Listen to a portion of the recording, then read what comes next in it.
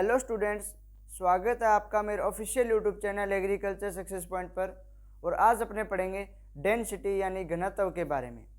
कल जो है मैं क्लास नहीं ले पाया था, उसका कारण ये था कि ये देखो यहाँ पे जो लाइट शो हो रही है ना, इसके कारण ये सामने लकड़ी लगी हुई है, इसके ऊपर लाइट लगी हुई थी, तो वो सारी आगे की तरफ क्या है झुक गई थी, तो वो यहाँ तक लाइट शो हो रही थी, उस कारण क्लास नहीं ले पाया था। उसको कुछ सेटअप किया तो यहाँ तक लाइट शो हो रही है, ठीक है ना। इसका भी देखते हैं, कोई इलाज हुआ तो करेंगे, वरना चलती रहेगी ना। इतना तो चल सकता है अपने को, तो यहाँ पे लिखना है, ठीक है। तो अपने आज डेंसिटी टॉपिक करेंगे, जिसके अंदर अपने थ्योरी प्लस न्यूमेरिकल दोनों ही करेंगे, ठीक है। क्योंकि न्यूमेरिकल क्या है, थ्योरी एग्जाम के अंदर कई बार पूछ लिया जाता है, तो अपनी तरफ से 100% इस टॉपिक को करेंगे। मतलब हर टॉपिक को अपने 100% करते आ रहे हैं, तो इसको भी 100% करेंगे। न्यूमेरिकल भी कर लेते हैं, कई बार एग्जाम में आ जाए तो आपको प्रॉब्लम नहीं होनी चाहिए, ठीक है। तो अपने आज डेंसिटी टॉपिक करेंगे। यदि आपने चैनल को अभी तक सब्सक्राइब नहीं किया है तो सब्सक्राइब करके बेल आइकन को ज़रूर दबा देना और वीडियो को लाइक करके शेयर ज़रूर कर देना। डेंसिटी, घनत्व की बात करते हैं तो घनत्व क्या होता है? घनत्व होता है किसी वस्तु के इकाई आयतन में उपस्थित द्रव्यमान को उस वस्तु का घनत्व कहते हैं। समझ आ गई? Mass per unit volume of any substance is called density. समझ आ गई? हिंदी और इंग्लिश दोनों में परिभाषा। ये मान लो कोई भी वस्तु है ना, ठीक है, कोई भी वस्तु है, उसका क्या हो, इकाई आयतन के अंदर जितना उसके अंदर द्रव्यमान है, जितना उसके अंदर मास है, ठीक है, उसको क्या बोलेंगे? अपने डेंसिटी बोलेंगे, घनत्व बोलेंगे, ठीक है। तो इसलिए इसको इस प्रकार से रिप्रेजेंट किया जाता है, मास अपॉन वॉल्यूम, ठीक है। इसका फॉर्मूला होता है, ठीक है। तो इसका मतलब क्या होगा? मास पर यूनिट वॉल्यूम, ठीक है। आगे यदि सॉइल डेंसिटी पढ़ रहे हैं तो इससे लिख देंगे मास per unit volume of soil, ठीक है। सीधी डेंसिटी की बात करें तो mass per unit volume of any substance is called density. समझ आ गई? हिंदी और इंग्लिश दोनों के अंदर परिभाषा। इसके बाद में इसकी यूनिट की बात की जाती है कि डेंसिटी की जो यूनिट है वो क्या होती है। तो डेंसिटी की यूनिट क्या होती है? ग्राम पर सेंटीमीटर क्यूब, या आप क्या लिख सकते हो, mg पर मीटर क्यूब, या lb पर फीट क्यूब। जो आपको इन तीनों में से एक यूनिट याद रहती है वो आप लिख देना, ठीक है। उदाहरण के तौर पे देखें तो अपने जैसे वाटर, अभी मैंने आपको कराया नहीं है ना, कंपटीशन लेवल वाली क्लास के अंदर कराया हुआ है वाटर चैप्टर, तो अपने उसके अंदर वाटर प्रॉपर्टी पढ़ते हैं, तो पहली प्रॉपर्टी मैंने आपको डेंसिटी ही पढ़ाई थी, ठीक है। तो जो वाटर है उसकी डेंसिटी कितनी होती है? 1 ग्राम पर सेंटीमीटर क्यूब, ठीक है ना। तो ये देखो, ग्राम पर सेंटीमीटर क्यूब हो गया, कितनी होती है? 1 होती है, ठीक है। तो इस प्रकार से आपको याद रखना यूनिट इसकी।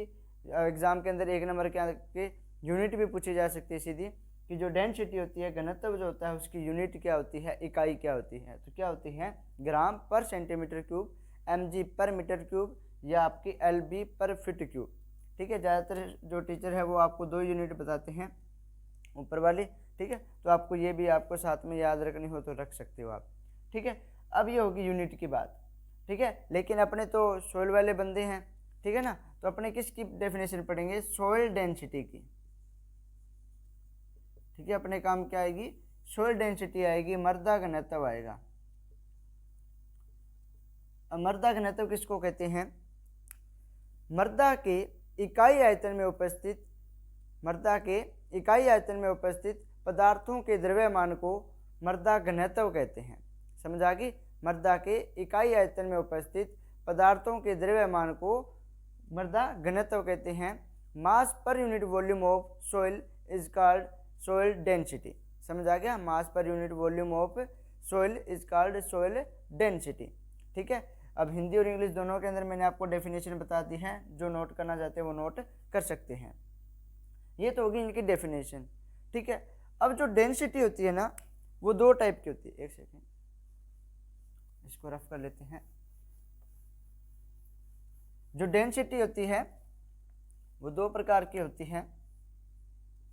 कौन कौन सी? एक होती है पार्टिकल डेंसिटी, ठीक है। एक होती है बल्क डेंसिटी,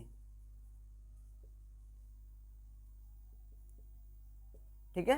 पार्टिकल डेंसिटी और बल्क डेंसिटी।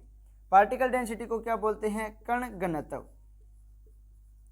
ठीक है। और बल्क डेंसिटी को क्या बोल देते हैं, स्थूल घनत्व, ठीक है। कण घनत्व और स्थूल घनत्व, ठीक है। पार्टिकल डेंसिटी और बल्क डेंसिटी दो प्रकार की होती है, ठीक है। तो सबसे पहले अपने पढ़ेंगे पार्टिकल डेंसिटी के बारे में, उसके बाद में अपने पढ़ेंगे बल्क डेंसिटी के बारे में, ठीक है। जो न्यूमेरिकल है वो भी अपने करेंगे। तो चलिए स्टार्ट करते हैं पार्टिकल डेंसिटी से। पार्टिकल डेंसिटी, यदि वीडियो को लाइक नहीं किया है तो वीडियो को लाइक कर दीजिएगा, क्योंकि आपकी एक लाइक से मुझे बहुत सपोर्ट मिलता है। कण घनत्व, और हालांकि एक न्यूज़ और देनी थी आपको कि जो अब क्या है आपके फर्स्ट ईयर के अंदर लगती है ये फंडामेंटल ऑफ सॉइल साइंस। तो फर्स्ट ईयर के पेपर लगभग दिसंबर के अंदर होते हैं ना, तो ये जो क्लासेज है वो यहीं पे स्टॉप हो जाएगी अपनी, ये डेंसिटी टॉपिक करने के बाद, ठीक है। इसके बाद अपने जो सेकेंड ईयर वाली जो सॉइल साइंस है उसको स्टार्ट करेंगे, ठीक है। ताकि क्योंकि अभी सेकेंड ईयर के पेपर लगभग मई के अंदर होते हैं, तो आपकी क्या है सेकेंड ईयर वाला मैटर जो है वो कवर होना चाहिए। ये फर्स्ट ईयर वाला तो आपके दिसंबर के अंदर काम आता है ना, ठीक है। जुलाई से लगभग आपके जुलाई अगस्त से आपका सेमेस्टर स्टार्ट होता है, तो उस टाइम काम आएगा। तो ये जो है फंडामेंटल ऑफ सोइल साइंस का जो टॉपिक है ये अपने आज करेंगे। इसके बाद जो भी अपने सोइल साइंस है वो अपने सेकेंड ईयर वाली करेंगे, ठीक है। तो आज अपने जो है इसको पढ़ देंगे, ये अपना डेंसिटी टॉपिक कंप्लीट हो जाएगा। फिर फंडामेंटल ऑफ सोइल साइंस को यहीं पे स्टॉप कर देंगे, जो है अपने बाद में जो है जब अपनी सेकेंड ईयर वाली जो सोइल साइंस है वो स्टार्ट हो जाए ख़त्म कर देंगे, उसके बाद में अपने इसको स्टार्ट करेंगे। तो सेकेंड ईयर के अंदर आपके केमिस्ट्री लगती है, सॉइल केमिस्ट्री, उसको अपने पढ़ेंगे, ठीक है। तो चलिए पार्टिकल डेंसिटी की बात करें हैं, कण घनत्व की बात करें हैं, क्योंकि मुझे ऐसा तो पता नहीं था, मैंने देखा नहीं था कि यार इनके फर्स्ट ईयर में लगती है इनके पेपर। इन दिनों क्या है व्यूज़ कम आ रहे थे, है ना, क्योंकि कंपटीशन लेवल वाली तो हर टाइम चलता रहता है, तो ऊपर लगाते रहते हैं। इनमें देखा तो मेरे को लगा कि हाँ इनके दिसंबर के अंदर पेपर होते हैं, तो बच्चे उस टाइम क्लास रहते हैं, तो इसलिए फिर एक बार सेकेंड ईयर के जो सेकेंड सेमेस्टर में आपके लगती है सोशल साइंस उसको स्टार्ट करेंगे अपने, ठीक है। क्योंकि अभी सेकेंड सेमेस्टर के पेपर होने हैं, फर्स्ट सेमेस्टर के तो हो गए, ठीक है। तो पार्टिकल डेंसिटी की बात करते हैं, कण घनत्व की बात करते हैं। कण घनत्व क्या होता है, रंध्रावकाश वहीन, ठीक है, रंध्रावकाश वहीन मृदा के ठोस अंश के इकाई आयतन के द्रव्यमान को कण घनत्व कहते हैं, ठीक है। डेफिनेशन यहाँ पे मैं लिख भी देता हूँ, रंध्रावकाश वहीन मृदा के ठोस अंश के इकाई आयतन के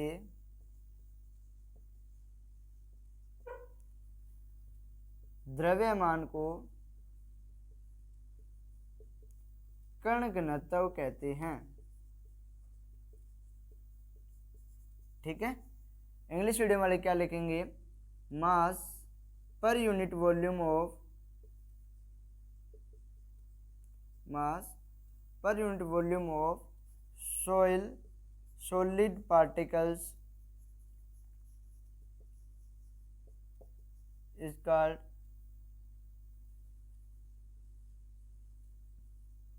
पार्टिकल डेंसिटी। समझ आ गया अच्छी तरीके से, ठीक है। बहुत ही आसान भाषा के अंदर डेफिनेशन बताइए, तो इसको नोट कर लेना। Mass per unit volume of soil solid particles is called particle density. Hindi medium वाले क्या रखेंगे, रंध्रावकाश विहीन मृदा के ठोस अंश के इकाई आयतन के द्रव्यमान को कण घनत्व कहते हैं। अब जब पार्टिकल की बात आई है तो सिर्फ अपने क्या लिखते हैं यहाँ पे, सॉलिड लिखते हैं, ठीक है ना, क्योंकि इसके अंदर क्या है जो पोर स्पेस होता है आपका, ठीक है, उसको क्या है इंक्लूड नहीं किया जाता, ठीक है। तभी तो हिंदी मीडियम वालों की डेफिनेशन में आ गया रंध्रावकाश वहीन, ठीक है, मतलब इसके अंदर पोर स्पेस नहीं होता, सिर्फ जो सॉलिड पार्ट होता है सॉइल का उसी को इसके अंदर काउंट किया जाता है, ठीक है। अब देखते हैं पार्टिकल जो डेंसिटी होती है उसकी रेंज जो होती है वो कितनी होती है। अब जो फॉर्मूला था वो वही रहेगा, मास अपॉन वॉल्यूम, ठीक है, और यूनिट वो सेम ही चलती रहेगी, सभी की सेम ही होती है, ठीक है। तो अब पार्टिकल डेंसिटी की रेंज की बात करें तो रेंज इसकी कितनी होती है, 2.6 से लेके 2.7 ग्राम पर सेंटीमीटर क्यूब। ठीक है, 2.6 से लेके 2.7 ग्राम पर सेंटीमीटर क्यूब पार्टिकल डेंसिटी की रेंज होती है। बहुत बार एग्जाम के अंदर रेंज पूछ लेते हैं। अब अपने सबसे पहले पढ़ते हैं सैंडी जो सोयल होती है, जो सैंड सोयल होती है, उसकी पार्टिकल डेंसिटी कितनी होती है? तो उसकी होती है 2.6 ग्राम पर सेंटीमीटर क्यूब। जो आपकी क्ले होती है उसकी कितनी होती है? सैंड सिल्ट से याद रखना आपको, ताकि आपको एक सीक्वेंस में याद हो जाए। जो सिल्ट होती है इसकी पार्टिकल डेंसिटी होती है 2.79 ग्राम पर सेंटीमीटर क्यूब। उसके बाद में क्ले की बात करें तो क्ले की कितनी होती है? 2.83 ग्राम पर सेंटीमीटर क्यूब। ठीक है, तो याद रख लेना। बालू जो होती है उसकी कितनी होती है? 2.6 ग्राम पर सेंटीमीटर क्यूब। सिल्ट की 2.7 ग्राम पर सेंटीमीटर क्यूब, 79 ग्राम। और क्ले जो होती है उसकी कितनी होती है? 2.83 ग्राम पर सेंटीमीटर क्यूब। ठीक है, ये आ गई आपकी पार्टिकल डेंसिटी। और एक होती है नॉर्मल सोइल। ठीक है, सामान्य मृदा जो है उसकी पार्टिकल डेंसिटी कितनी होती है? तो उसकी होती है 2.65 ग्राम पर सेंटीमीटर क्यूब। तो ज़्यादातर एग्जाम के अंदर इसका पूछा जाता है कि नॉर्मल सोइल जो है, सामान्य मृदा जो है, उसका कण घनत्व कितना होता है? तो कितना होता है भाई? 2.65 ग्राम पर सेंटीमीटर क्यूब। ठीक है, तो ये समझ आ गया पार्टिकल डेंसिटी। इसको अच्छे तरीके से पढ़ लेना डाटा को। ठीक है, जैसा कि मैंने जो अपना गाइडेंस सेशन हुआ था, जब मैंने ये प्लेटफॉर्म स्टार्ट किया था, उस टाइम मैंने गाइडेंस सेशन लिया था। उसी के अंदर मैंने आपको बताया था कि इस डाटा को कैसे याद कर सकते हैं। तो उसका लिंक आपको डिस्क्रिप्शन में मिल जाएगा। तो उस जो है सेशन को एक बार ज़रूर देखिएगा। ठीक है, तो उसके अंदर आपको मैंने बताया कि डाटा को कैसे याद करते हैं। साथ में ये भी बताया हुआ है कि किस टाइप से अपने को टाइम मैनेज करना चाहिए। क्योंकि वो कहते हैं ना कि समय के पास भी इतना समय नहीं है कि वो दोबारा आपको समय दे। तो जो आपको समय मिला हुआ है उसका यूज़ कीजिए, क्योंकि ये समय जब बीत गया ना तो उसके बाद में आपको पता चलता है कि यार अपने को उस टाइम इस जो समय था उसको यूज़ करना चाहिए, तो उस टाइम अपने को पढ़ाई करनी चाहिए थी। ठीक है ना, तो आपके पास जो टाइम है इसका यूज़ कीजिए। ठीक है, तो ये होगी अपनी पार्टिकल डेंसिटी। ठीक है, इसके बाद में बात करते हैं अपने फैक्टर अफेक्टिंग पार्टिकल डेंसिटी। ठीक है, कण घनत्व को प्रभावित करने वाले कारक। ठीक है, जो आपका कण घनत्व है को प्रभावित करने वाले कारक।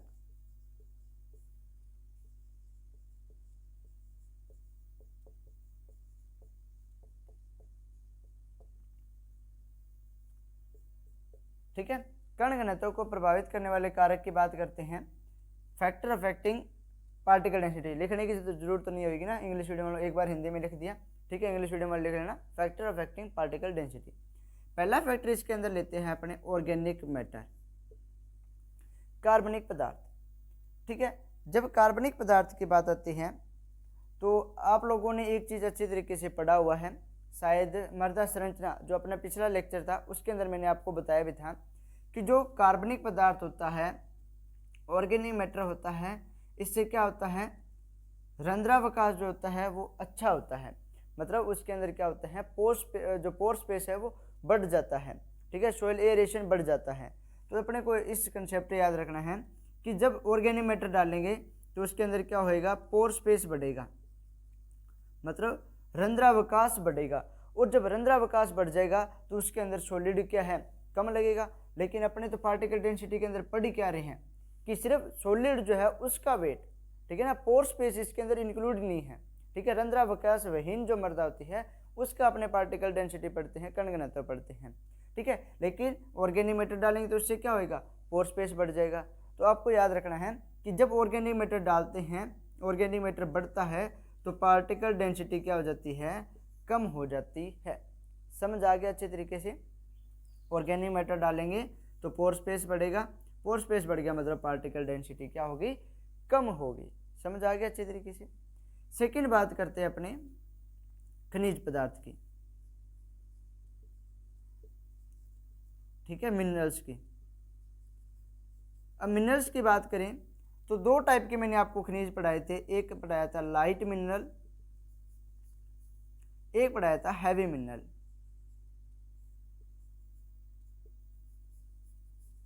ठीक है, मिनरल अपना टॉपिक हो गया। हाँ ठीक है, तो उसके अंदर मैंने आपको लाइट मिनरल और हैवी मिनरल दोनों के बारे में बताया था।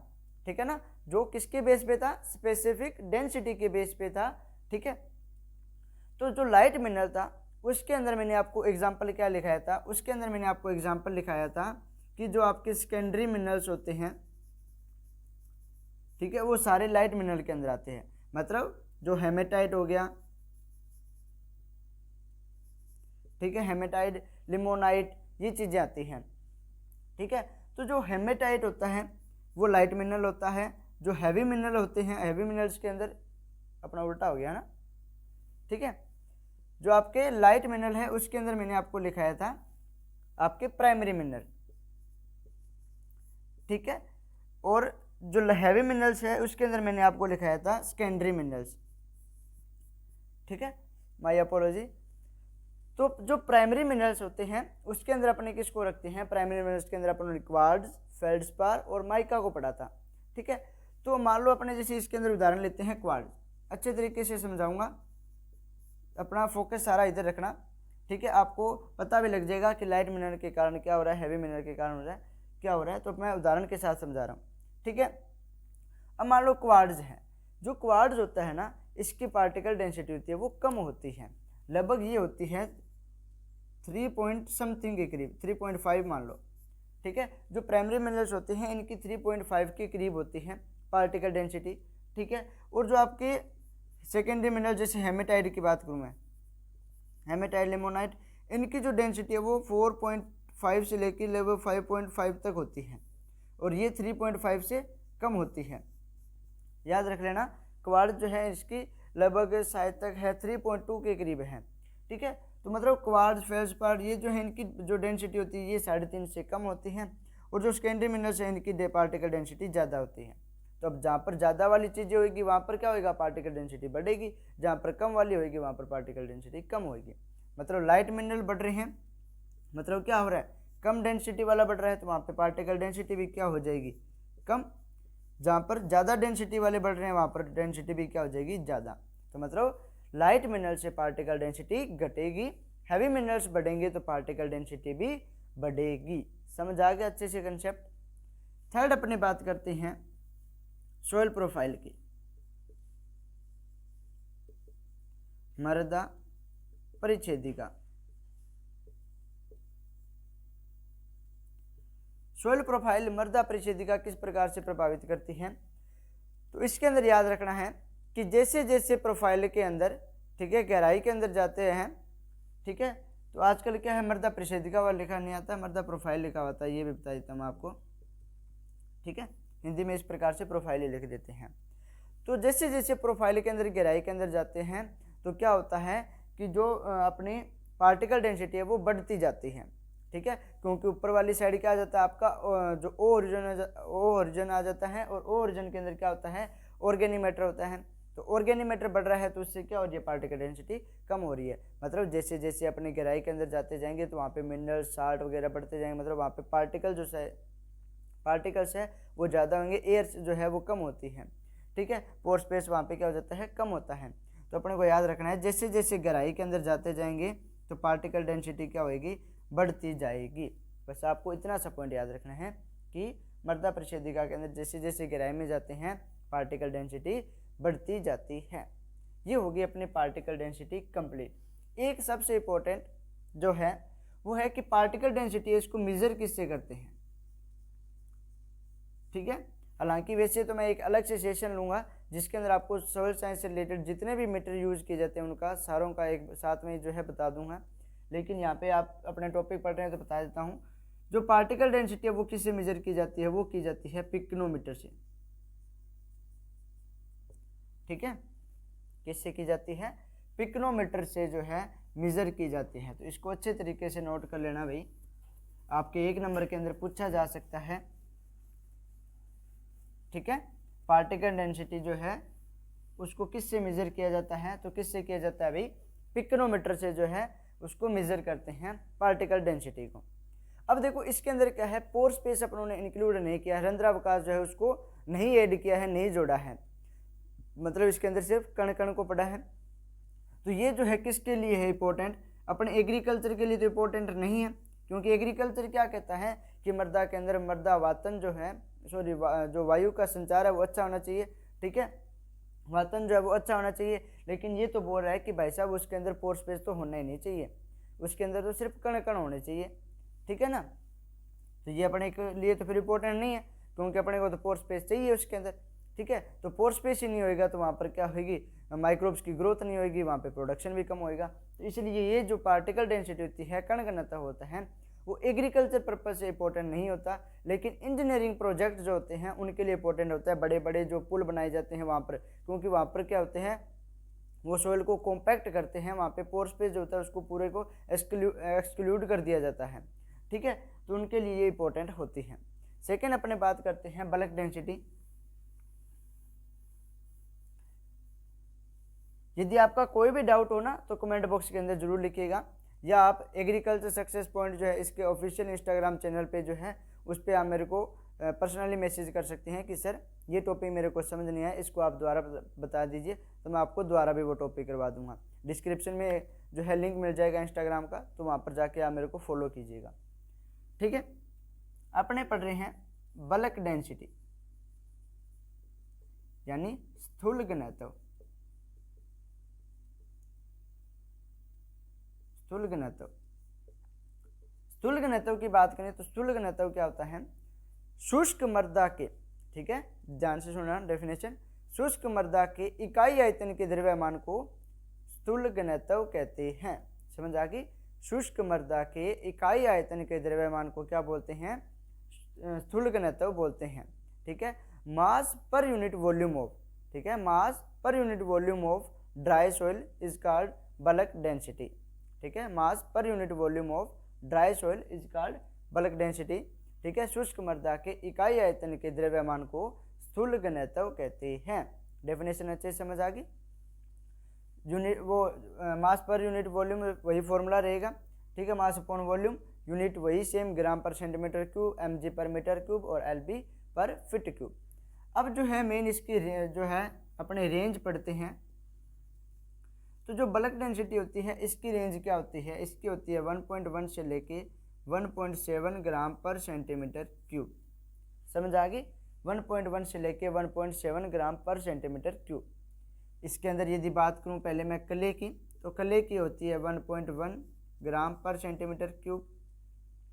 सेकेंड अपने बात करें जो ऑर्गेनिक मैटर जो होता है उसकी कितनी होती है 0.4 ग्राम पर सेंटीमीटर क्यूब, ठीक है, कार्बनिक पदार्थ। और इसके बाद में आप याद रख सकते हो नॉर्मल सॉइल, ठीक है, नॉर्मल जो सॉइल होती है उसकी होती है 1.33 ग्राम पर सेंटीमीटर क्यूब। और जो सैंड सॉइल है उसकी आप याद रख सकते हो 1.7 ग्राम पर सेंटीमीटर क्यूब, ठीक है। तो एग्जाम के अंदर इन चारों का पूछ लिया जाता है, क्ले की भी पूछ लेते हैं, ऑर्गेनिक मैटर, नॉर्मल सॉइल और सैंड, ठीक है। तो क्ले का आप बता सकते हो 1.1 ग्राम पर सेंटीमीटर क्यूब, ऑर्गेनिक मैटर कार्बनिक पदार्थ की बात करें तो 0.4, नॉर्मल सॉइल सामान्य मृदा की बात करेंगे तो 1.33, और जब सैंड यानी बालू की बात करेंगे तो 1.7 ग्राम पर सेंटीमीटर क्यूब जो है वो बल्क डेंसिटी होती है, स्थूल घनत्व होता है, ठीक है। अब इसके बाद में बात करते हैं, तो ये जो है एग्रीकल्चर पर्पज़ के लिए इंपॉर्टेंट है, क्योंकि इसके अंदर अपने ने पोर स्पेस जो है इसको इंक्लूड किया हुआ है, ठीक है, इसके अंदर पोर स्पेस जो है उसको जोड़ा जाता है। तो याद रख लेना एग्रीकल्चर जो प्रैक्टिसेस होती हैं उनके लिए कौन सी जो है डेंसिटी या कौन सा घनत्व इंपॉर्टेंट होता है, तो स्थूल घनत्व जो है इंपॉर्टेंट होता है, ठीक है। नेक्स्ट अपने बात करने जा रहे हैं जो बल्क डेंसिटी है इसको प्रभावित करने वाले कारक, ठीक है। पहला ही कारक इसके अंदर लेता हूं मैं फैक्टर, इस बार इंग्लिश में लिख देते हैं ना, इंग्लिश वीडियो वाले भी नाराज ना हो। Factor affecting bulk density BD, ठीक है। तो इसके अंदर मैं पहला जो बताने जा रहा हूं उसको यदि आपने समझ लिया तो अपने को आगे जो है सारे याद रह जाएंगे। तो जैसा कि मैंने सोइल स्ट्रक्चर जितने भी टॉपिक रहे हैं उनके अंदर भी यही बात बोली थी कि आपको सिर्फ पोरोसिटी है उससे मतलब रखना है। अब जैसे बल्क डेंसिटी वाला है ना, इसके अंदर अपने पोरोसिटी को पढ़ लेंगे, ठीक है। पोरोसिटी समझ आ गया तो अपने को ये भी पता लग जाएगा कि जो है आगे वाले जो फैक्टर है वो किस प्रकार से इफेक्ट करते हैं। अब जो पोरोसिटी होती है ना वो क्या करती है, इसको माइंड में बस बिठा लेना। तो पोरोसिटी जब बढ़ती है, पोरोसिटी जब बढ़ती है तो बल्क डेंसिटी क्या हो जाती है भाई, कम हो जाती है। बस इतना सा कंसेप्ट आपको याद रखना है, ठीक है। पोरोसिटी जब बढ़ती है तो बल्क डेंसिटी क्या होती है, घटती है। ये मैं जो तीर लगा रहा हूँ ना, इस तीर को या तो दिमाग में बिठा लेना भाई, या हिंदी में ऐसे लिख लेना, इंग्लिश में लिख लेना, चाहे कैसे लिख लेना भी, पोरोसिटी यहाँ पे बढ़ रही है। क्योंकि बाद में क्या है, पूछते रहते हैं कि वो वहाँ पे तीर लगा होता है उसका मतलब क्या होता है, ठीक है। तो आपके दिमाग में ये रहना चाहिए कि मतलब इसका बढ़ रहा है और इसका मतलब है कि घट रहा है। तो याद रख लेना, पोरोसिटी बढ़ेगी तो बल्क डेंसिटी घटेगी। अब आगे सारे कंसेप्ट समझते जाओ भाई। अब ऑर्गेनिक मैटर, ऑर्गेनिक मैटर से क्या होता है, पोरोसिटी बढ़ती है। पोरोसिटी बढ़ गई मतलब बल्क डेंसिटी क्या हो जाएगी, आपकी घट जाएगी। मतलब ऑर्गेनिक मैटर से बल्क डेंसिटी कम होती है। थर्ड अपने बात करते हैं पडलिंग से। पडलिंग, पडलिंग किसके अंदर करते हैं भाई, राइस के अंदर करते हैं, धान के अंदर जो है प्रैक्टिस की जाती है पडलिंग वाली। अब देखो पडलिंग करेंगे, पडलिंग से क्या होती है, उसके अंदर जो है पोरोसिटी क्या हो जाती है, कम हो जाती है, क्योंकि उसके ऊपर पानी भर दिया जाता है, ठीक है। पानी भरने से वहाँ पर वो है पोरोसिटी कम हो जाती है, और जब पोरोसिटी कम होगी तो बल्क डेंसिटी बढ़ जाएगी। इसीलिए मैंने बोला था कि आपको सिर्फ एक कंसेप्ट याद रखना है, ये वाला पोरोसिटी वाला। अब पडलिंग से अपने को पता है अच्छे तरीके से कि पडलिंग से वहाँ पे पोरोसिटी जो है, रंध्रावकाश जो है वो कम हो रहा है, तो वहाँ पर जो आपका स्थूल घनत्व है वो बढ़ेगा। फोर्थ अपने टिलेज की बात करते हैं, भू परिष्करण की बात करते हैं। तो भू परिष्करण से क्या होता है, वहाँ पर स्थूल घनत्व, अब टिलेज से क्या होगा, वहाँ पर रंध्रावकाश जो है वो बढ़ जाएगा। अब जब रंध्रावकाश बढ़ गया तो वहाँ पर स्थूल घनत्व कम हो जाएगा। तो जब टिलेज करेंगे तो वहाँ पर जो आपका स्थूल घनत्व वो क्या हो जाएगा, कम हो जाएगा। नेक्स्ट पॉइंट अपने एक और ले लेते हैं, कॉम्पैक्टनेस, ठीक है। सोइल कॉम्पैक्ट हो रही है, ठीक है। जब कॉम्पैक्ट होती है तो उससे क्या हो जाता है, आपका पोर स्पेस जो है वो कम हो जाता है, रंध्रावकाश कम हो जाएगा। और जब रंध्रावकाश कम हो गया मतलब वहाँ पर बल्क डेंसिटी बढ़ जाएगी। एक और पॉइंट लिख लेते हैं, सोइल डेप्थ। अब जैसे जैसे गहराई के अंदर जाते हैं ना, तो मैंने अभी आपको बताया था वहाँ पे क्या होता है, पार्टिकल डेंसिटी बढ़ती जाती है, और पार्टिकल डेंसिटी बढ़ रही है मतलब वहाँ पे क्या हो रहा है, पोर स्पेस जो है कम हो रहा है, और पोर स्पेस कम हो गया मतलब वहाँ पर क्या हो जाएगी, बल्क डेंसिटी बढ़ जाएगी, ठीक है। सोइल डेप्थ में जाएंगे, ठीक है, जैसे जैसे मैं गहराई के अंदर जाते जाएंगे तो वहाँ पर पोरोसिटी यानी रंध्रावकाश कम होता जाएगा, मतलब वहाँ पर बल्क डेंसिटी है वो बढ़ती जाएगी। समझ आ गया। तो ये आपके हो गए बल्क डेंसिटी। अब सिर्फ इसका न्यूमेरिकल बचता है, उसको और कर लेते हैं भाई।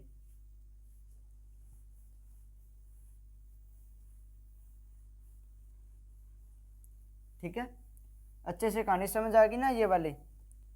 एक सेकंड वीडियो को चेक कर लेते हैं भाई, सही है, लाइट वगैरह तो नहीं आ रही। तो चलिए भाई अब इसका न्यूमेरिकल करते हैं, जो सबसे इम्पोर्टेंट है। न्यूमेरिकल में फॉर्मूला वही रखना है अपने को, मास अपॉन वॉल्यूम, मृदा का द्रव्यमान अपॉन में आयतन, ठीक है। मृदा का द्रव्यमान बटा में मृदा का आयतन, मास अपॉन वॉल्यूम। ज़्यादातर हिंदी मीडियम वाले भी तो इतना याद रख ही सकते हैं यार, मास अपॉन वॉल्यूम, ठीक है ना। तो इतना लिखना नहीं पड़ेगा आपको, सीधा मास अपॉन वॉल्यूम लिख लेना। अब इसका न्यूमेरिकल कैसे आता है, कई बार तो क्या करते हैं वो सीधा बता देते हैं कि किसी कोई मृदा है, उसका द्रव्यमान मान लो कितना बताऊँ 230 ग्राम है, और वहाँ का आयतन जो है वो कितना है 200 है। तो उसका आप मेरे को बता दो कि इसका जो है स्थूल घनत्व कितना होएगा, डेंसिटी बल्क डेंसिटी कितनी होएगी या पार्टिकल डेंसिटी कितनी होएगी, ठीक है। तो अपने को बल्क डेंसिटी उसकी फिर बतानी पड़ती है, ठीक है। तो अब अपने को क्या करना है, ये तो इजी सा है कि डाटा दे दिया, अब इसको डिवाइड करना है तो हर कोई कर देता है, लेकिन ऐसा नहीं आता। न्यूमेरिकल क्या आता है, वो आपको मास भी उसके अंदर निकालना पड़ता है, मतलब द्रव्यमान भी उसके अंदर निकालना पड़ता है, और आयतन यानी वॉल्यूम भी निकालना पड़ता है। तो क्वेश्चन किस टाइप से आता है, वो ऐसे दे देंगे कि ये निम्नलिखित डाटा है, इसके हिसाब से आप जो है हमें डेंसिटी बताइए। ठीक है, तो पहले अपने जैसे डाटा लिख लेते हैं, वेट ऑफ, मैं इसको W लिख रहा हूँ भाई, ठीक है ना, weight of soil and soil sampler, soil and weight, रुको एक सेकंड रुकना, weight of soil and core sampler.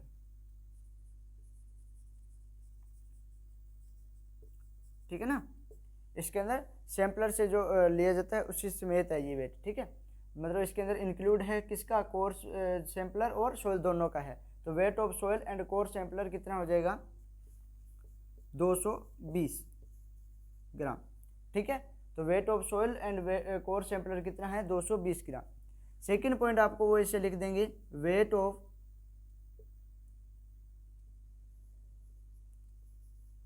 Of core sampler. तो वेट ऑफ कोर सैंपलर कितना हो जाएगा, 20 ग्राम। ठीक है, फिर वो दे देंगे हाइट ऑफ कोर सैंपलर,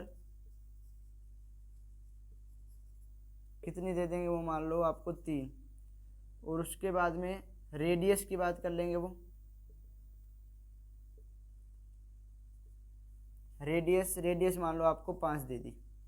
ठीक है, तो पहले तो आप इस डाटा को नोट कीजिए, एक सेकेंड रुकिएगा।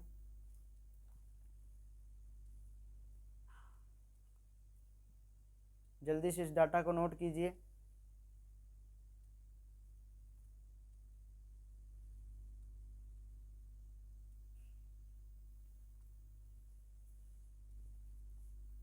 कर लिया? ठीक है, अब देखो क्या होता है, अब जो जो स्टूडेंट से गलतियां हो रही है ना, वो सारी आपको यहाँ पे बताऊंगा। मैं वो लाइट देख रहा था क्योंकि उसकी आने लगी ना, क्योंकि मैं क्या सुबह सुबह लगभग 5:30 के करीब वीडियो बनाता हूँ। ठीक है, तो अब जो है बाहर से लाइट आने लगी। ठीक है, तो अब देखो पहला दिया हुआ है weight of soil and core sampler.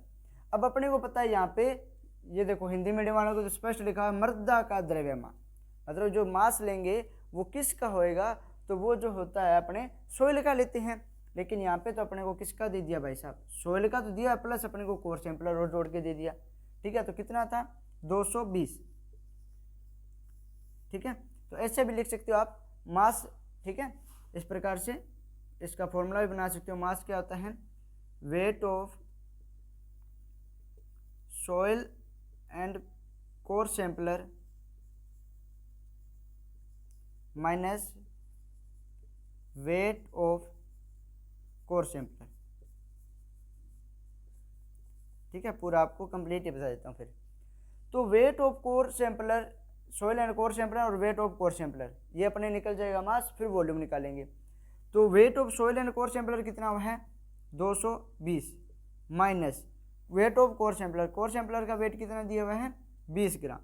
तो कितना आ गया अपने पास मास, 200। याद रख लेना इसको, अपने आगे वैल्यू पुट करेंगे। कितना आ गया भाई अपना, 200 ग्राम आ गया। ठीक है, क्या, सोइल का वेट। अब देखो बहुत बार क्या होता है, एग्जामिनर क्या होता है, स्टूडेंट्स को क्या है पजल करने के लिए, उलझाने के लिए, वो ऊपर तो लिख देते हैं weight of soil and core sampler. ठीक है ना, अच्छे से समझना, ऊपर तो लिख देते हैं वो क्या, weight of soil and core sampler, लेकिन नीचे वाली जो लाइन लिखी है ना मैंने, वेट ऑफ कोर सैंपलर, यहाँ पे लिख देते हैं वेट ऑफ सोइल। ठीक है ना, और फिर बच्चा क्या करता है कि ये वाला फॉर्मूला लगाया, क्योंकि उसने तो रटा हुआ होता है। ठीक है, किसी का बताया होता नहीं कि किस प्रकार से इसको ध्यान रखना है, तो उसने तो रट लिया मास लगा के, और ये दोनों फॉर्मूले, ये फॉर्मूले में वैल्यू पुट की और कर दिया, उससे अपना गलत हो जाता है। एक सेकंड, ये क्या हो रहा है, एक सेकंड रुकिएगा, सारे इंक निकल गए इसकी, तो